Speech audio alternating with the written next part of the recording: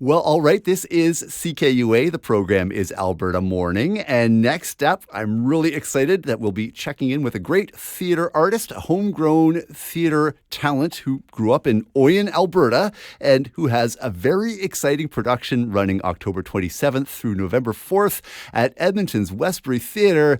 I am delighted to say that Makram Ayache returns to join us right now on CKUA airwaves. Makram, it's always such a treat to have the pleasure of your company on CKUA. Thanks for making some time in your busy schedule to come and join us this morning. Thank you, Grant. It's my pleasure.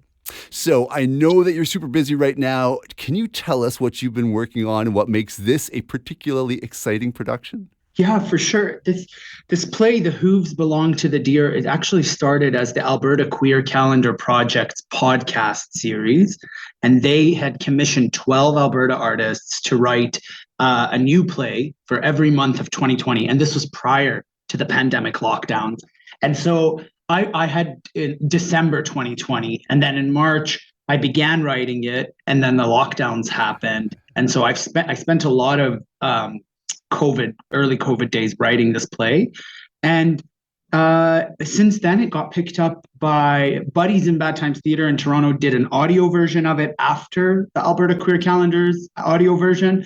And then Tarragon Theatre picked it up for a world premiere, which just happened in the spring. And at the same time, I was applying for grants to get it in Edmonton, to get to do it in Edmonton. And they were also successful. So building on the success of what we did at Tarragon, we're able to bring the show to Edmonton. And it feels really, really full circle. It feels really great. I feel such a resolve with the script. The production gets to have, in Canadian theater, you're lucky if you have one production, let alone two. To have a robust second production, we're able to really build on the successes of that first one. So it feels like this is the pinnacle of what the past 3-year journey has been, and then I can put the play away for a bit. It is so cool, and as you say, what a full circle moment! It's a play from small town Alberta. That's where it's set, and sensational rave reviews with the Toronto production.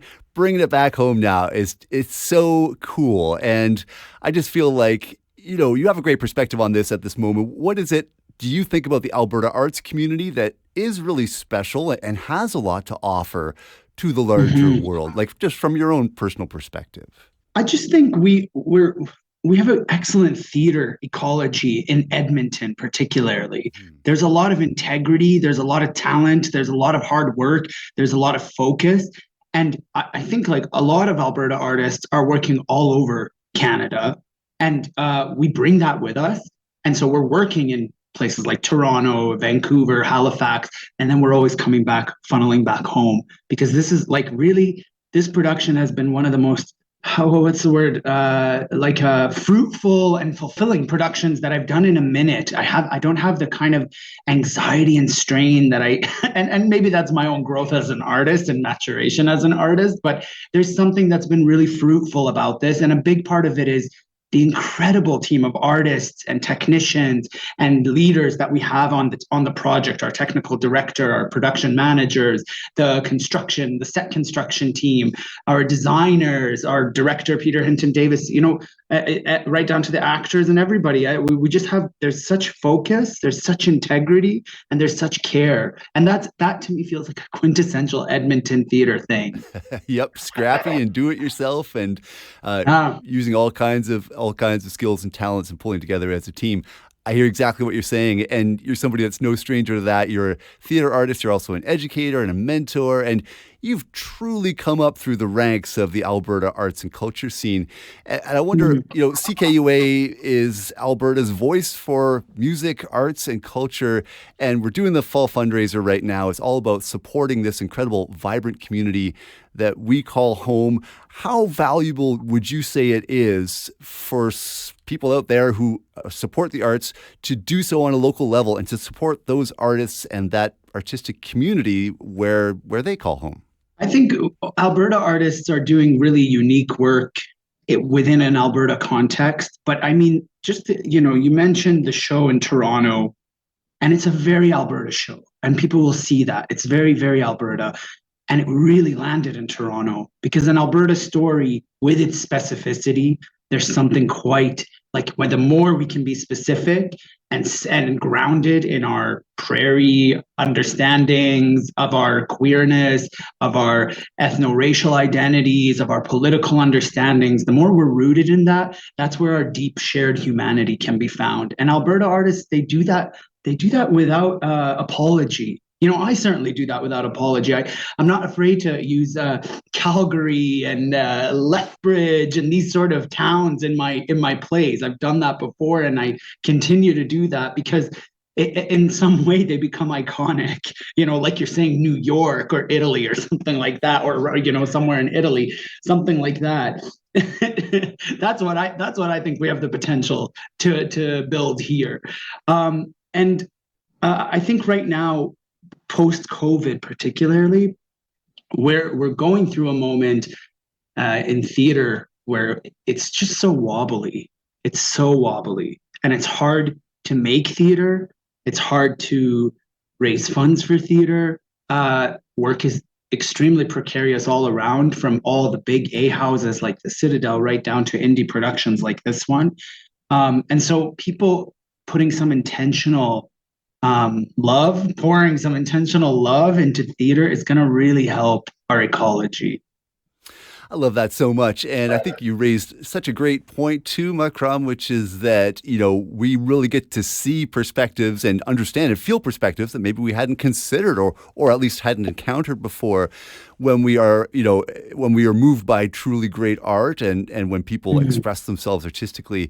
So I wonder, what do you think it is fundamentally? Like, this is a play that, the Hooves Belonged to the Deer is sharing a lot. It has a lot to offer in terms of broadening our human experience just in that couple of hours in the theater or what have you. What do you think this play can offer where it comes to, like, specifically that sense of building perhaps a more understanding and compassionate society overall? Yeah, I understand your question. That's really, really a great question. I think theater can change the world, but I don't think it changes it by itself. I think there's an ecology of change, and my contribution to these conversations that we're living in happens to be theater. And what I hope is constantly being able to represent an archive of the emotional truth of something. That's my biggest hope when I make something. I'm trying to talk to myself about something and hopefully talk to others about something in an honest way. And what the Hooves is looking at is how religion can be weaponized against queer people. Someone like me, I consider myself a very spiritual person, and I'm not entirely sure I can articulate to you what that means, but I just have a longing for something that is larger than life. And so religion tends to have a monopoly, and the main religions in our world tend to have a monopoly on how we're supposed to engage with that feeling, that spiritual feeling. And I'm trying to offer, with the Hooves, I'm trying to have the pain of that witnessed. When people tell you you're demonic, you're possessed, this is Satan infecting you, this is wrong. And not just Christianity, but Muslims saying, Islam, my own cultural heritage, I'm Druze, is saying, says this is not right. The spiritual center of life is man and woman. These things have a cumulative psychological and spiritual impact on queer people. And so what this play is attempting to do is sit in the pain of that. And I think that pain needs to be witnessed. And I think queer people seeing this, who might have the same similar longings as I might be like, oh, finally, we're articulating that pain because that's a real thing. And other people who aren't queer might say, damn, am I contributing to that? These cis hetero people, nothing wrong with that, of course, but cis hetero people do not get to have a monopoly on spirituality. Queer spirituality is very real, and queer people are very, very deserving of fulfilling that spirituality. And so this story explores the tragedy of what happens when we lose that connection. So beautiful, Makram. I'm so excited for this. The Hooves Belonged to the Deer. It's being performed at the Westbury Theatre in Edmonton, October 27th, right through November 4th. And you can find details about this, about the artist behind it and pick up tickets even by going to makramayache.com. And you can also check out CKUA's events calendar, ckua.com/events. And if I may, you can support Alberta's voice for music, arts, and culture and a platform for so many artists and artistic communities by going to ckua.com right now and give. And we are thanking you so much. Makram, thank you for being here with us. This is always such a treat getting a chat with you. Thanks, Grant. May I mention we also have previews beginning on Tuesday next week? Aha. We go previews for October 24 to 26. Okay, that's exciting. Cheaper tickets, 2 for 1 for every night. Good date night. I like it. That's close to where I live too. So, all right, that sounds terrific. Thanks again, Makram. This is so awesome. Thank you, Grant. Thanks so much.